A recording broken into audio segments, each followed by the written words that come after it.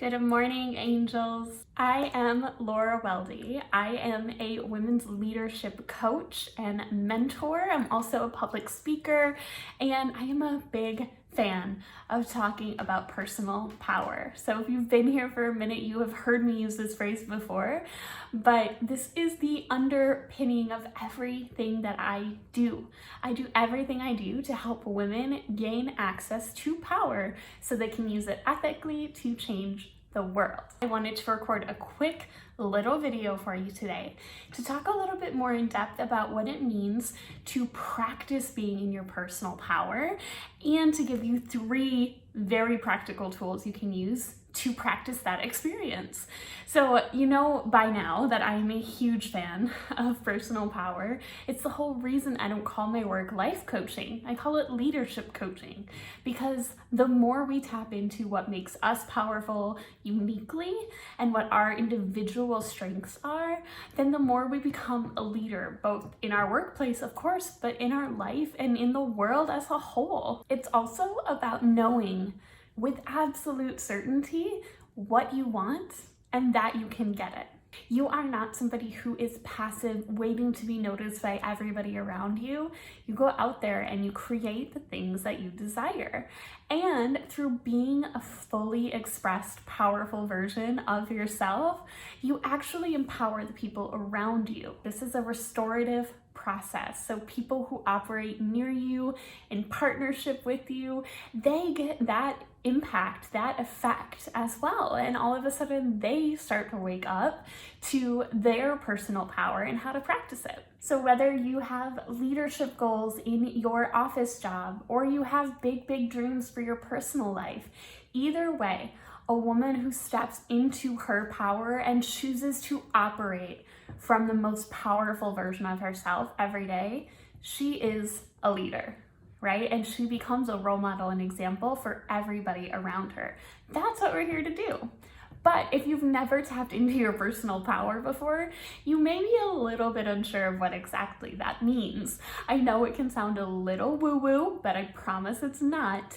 And I'm all about results and practicality. So I wanted to give you 3 short little exercises that you can do over the coming weeks to experience what it's like to choose from your power versus to be passive or to let others make decisions for you. So the first way that I have for you to practice feeling what it's like to be in your power, I want you to go an entire day, maybe even an entire week if you can, without saying the words, "I don't know." Why? Because our words matter. And even if it's on a subconscious level, people hear you saying, "I don't know," and can draw connections between that and how prepared you are, even if that's unfair. So I want you to try to substitute in different phrases. Instead of "I don't know," try saying, "I'm happy to find the answer to that," or "That's an excellent question. That's something we should look into." Be very intentional about the way that you communicate so that others can take that at face value and start to see you not as somebody who never knows things, but as somebody who is always curious and willing to go the extra mile. The second exercise or practice for you is going to be giving yourself more time. I know this is not easy. I know you probably feel like your day is already scheduled to within an inch of its life. I feel that way too sometimes. And so many of the women that I partner with as coach feel the same way. Like, there is no way I could slow down. Meditation sounds amazing, but I don't have time for it. I have so many things to do. And don't get me wrong, I love being productive too. But as you transition into the role of leader and thinking about your needs and the needs of everybody around you at the same time, you need time and mental space to sit with those things. There is a belief that if we carve out time for our brains to do nothing, something that I call digestion time, digesting all of the information, all of the breakthroughs, all of the possibilities and opportunities that you've encountered this week, taking even an hour a day to just sit and do digestion time, make 100 lists if you want to, sit quietly if you want to, take a nap if you want to, right? If you do these things, when it's time to get back to work, you will be so much more productive in the hours that you have.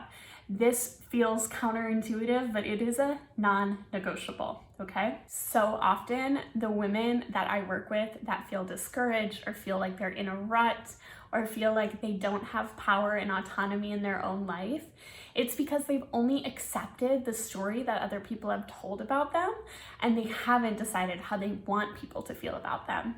So this is super important. 2 questions to ask yourself in this process.